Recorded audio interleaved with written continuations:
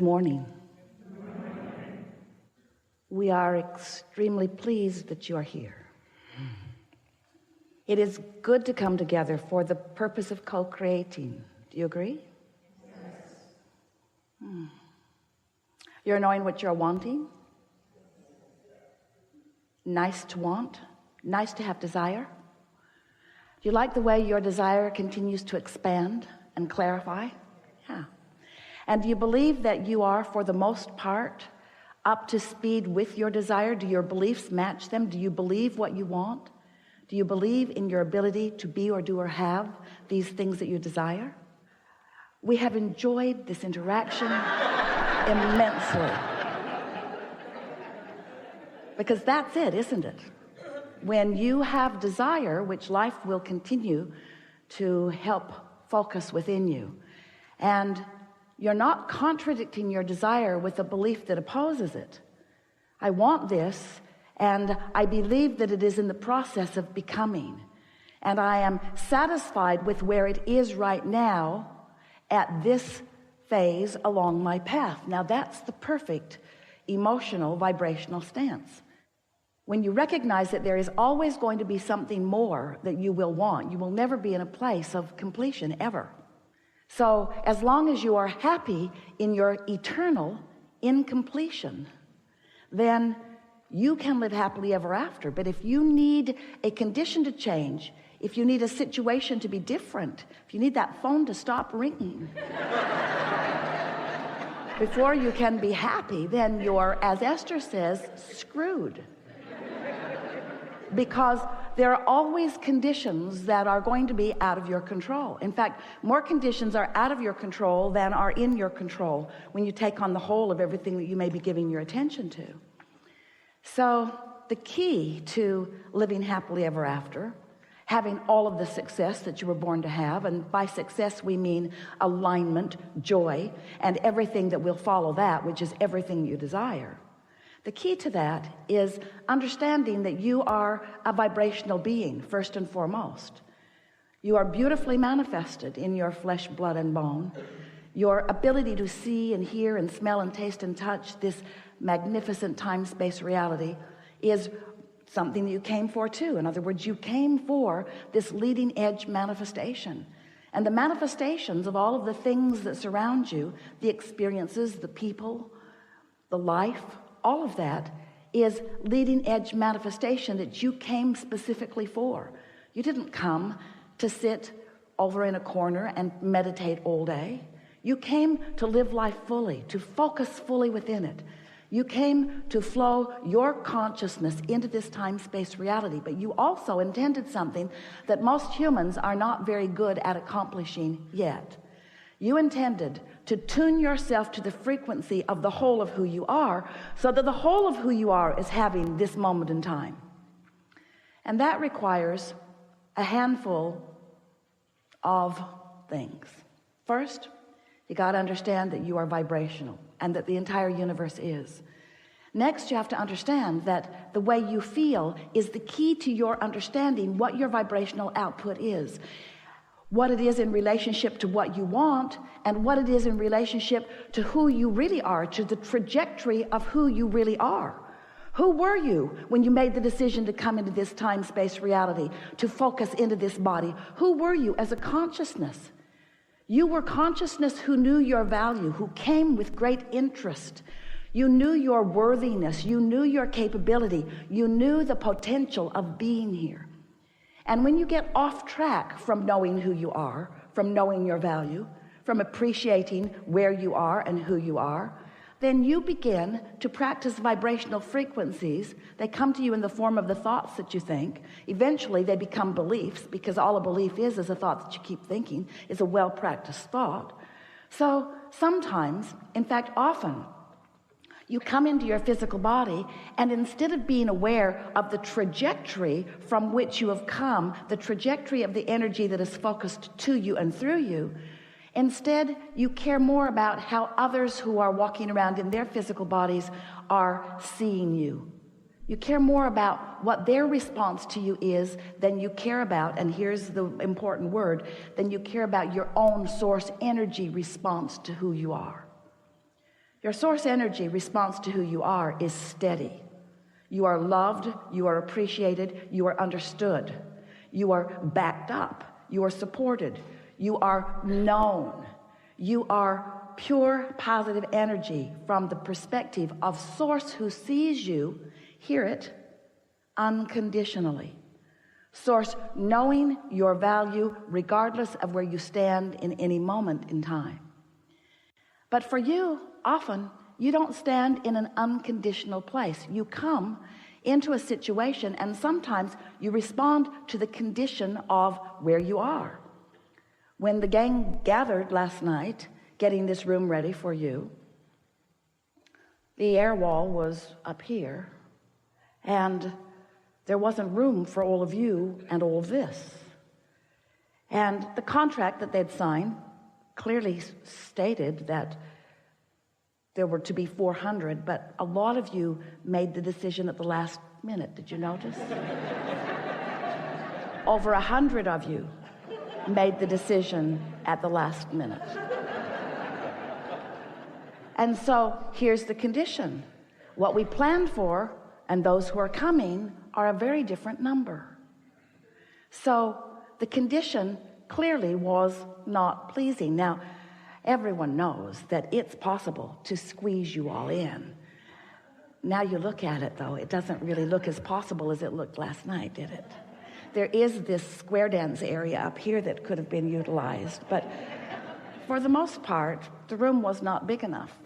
It had not been planned to be big enough because you were underestimated in your enthusiasm for this gathering. So there was a condition that had to be reconciled, and it had to be reconciled at the last minute. There wasn't time to go sit by the beach and think pleasant thoughts about the dolphins.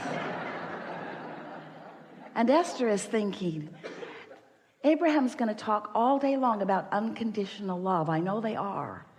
And here we are in a condition that we do not love. And we cannot take our attention away from the condition because we are up against it. And that's what happens to you sometimes, isn't it? Is that you walk into a situation that is the result of the momentum that has been moving along. And now you're standing there in the middle of it. And if you are like most humans, you respond to the condition. But here's the thing that matters most. What do you do next? Someone said the other day, Abraham, how does one? She meant, how do I? But how does one? I have a friend.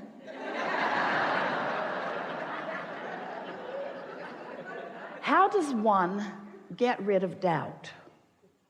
And we said, you get rid of it before you get it, which is totally annoying. Because once you've got it, Abraham, you squirrely ghost. How do you get rid of doubt? Well, doubt is the way you feel when you're focused upon something and have been for a while that you believe that is contrary to who you really are and what you really want. All negative emotion means exactly that. Your life has caused you to expand into a new vibrational becoming. How do those words set with you? Do you like knowing that you are constantly becoming something that is more? But the tricky thing about that is, since you are constantly becoming something that is more, you've got to vibrationally figure out how to vibrationally keep up with what you have vibrationally become. Did we mention that you're vibrational? In other words, you cannot expand as life will constantly cause you to do and not keep up with your own expansion and feel good at the same time. So you have to care about the way you feel. That's the way you keep up with your expansion. But caring about the way you feel means doing something about the way you feel regardless of the condition. And that's where the term unconditional love comes in. Humans have been using the phrase for a very long time, and hardly any of you really understand what it means. You think unconditional love means look at some rascal who is really behaving in a bad way and just don't say anything about it. Don't rat him out. Don't talk to somebody else about him. Don't get him fired. Just love him unconditionally as you despise his behavior and most other things about him. And we say, that's may be what you might call tolerance. In other words, you're putting up with it. You're not freaking out about it, but it is not unconditional, because this condition that you are focused upon is an opinion that differs from the opinion that the source within you holds about it, because the source within you is holding an unconditional point of view. Well, before this day is over, you're going to understand completely why we from source are able to hold things from an unconditional viewpoint. We'll give you a statement that you may be ready to receive, and then we'll fill in the gaps as we continue over the next few hours. But the reason that we are able to focus upon any situation unconditionally is because the current conditions, or the what isness of whatever it isness, doesn't mean diddly squatness. In other words, what is doesn't matter, because what is only a temporary reflection of the vibration that you got going on. So we want to explain to you what we mean. You were source energy before you came into this physical body. And a part of you is focused here in this physical body, but a larger part of you is still non-physically focused. You are source energy, and a part of that source energy is focused here and now. So in your human form, you sift through, you know what you don't want, you know what you do want, you continue to sift through the data, and you constantly, whether you know you are doing it or not, are launching rockets of desire. We call them rockets of desire. They're your personal preferences. When someone's rude, you want them to be nicer. When you're rude, you want to be nicer. When you don't have enough money, you want more money. In other words, life just causes you to sift and sort and launch these rockets. So this vibrational becoming is happening constantly, and it is a vibrational becoming. Now, it hasn't manifested yet, therefore it's unconditional. You see what we're getting at? It hasn't manifested into conditions for you to observe. It hasn't manifested into a condition that is unpleasant or into a condition that is pleasant. It's a vibrational rocket of desire that has created. If you've been listening to us for a while, you've seen all of our creative ways of trying to explain to you this stuff that is not physical into this, what we've been calling a vibrational reality. We even gave it the name of a vortex. It's this vibrational state of being that is the precursor to everything else that is coming for you.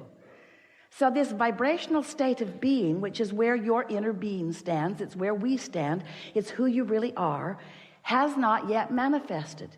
It has become in terms of an idea. It has become in terms of a hope or a dream. There's enough in your vortex to keep you busy for 20 or 30 lifetimes. In other words, it is the beginning of that which you are. And you know that vortex existed before you were even born into your physical body, because there was a projection of intention from non-physical. There was a vibrational reality that had so much to do about you before you were even born into this physical body. Do you see what we're getting at? This vibrational precursor of that which is you. It was like the vibrational plan. It was like the vibrational probability. It's the vibrational reality. So now you're here in your physical body. You're adding to this vibrational reality. The question that we want to help you ask and answer for yourself is, how much of a vibrational gap is there between the things that life has caused me to ask for and the things that I believe, the things that I practice in my thought? And you can tell, two ways you can tell. One is by the way you feel. If you're joyful, there's no gap. If you're feeling appreciation, there's no gap. If you're angry, quite a big gap. That's one way. You can tell by the emotions that you feel. But the other way is you can tell by how things are manifesting. Because when who you are and what you want and what you think on a regular basis are in the same vibrational frequency, it's manifesting all around you. Others can see it and hear it and smell it and taste it and touch it too. It is a reality. It is a what is. It is a manifestation. You want to call it reality. It is real in the sense that others see it too. But we so want you to understand that before there is a reality, the way you want to call it reality, there is a vibrational reality. And that vibrational reality is filled with all that you have become and are becoming. And you have the ability, if you understand what we're talking about here, to close that gap and have what you want.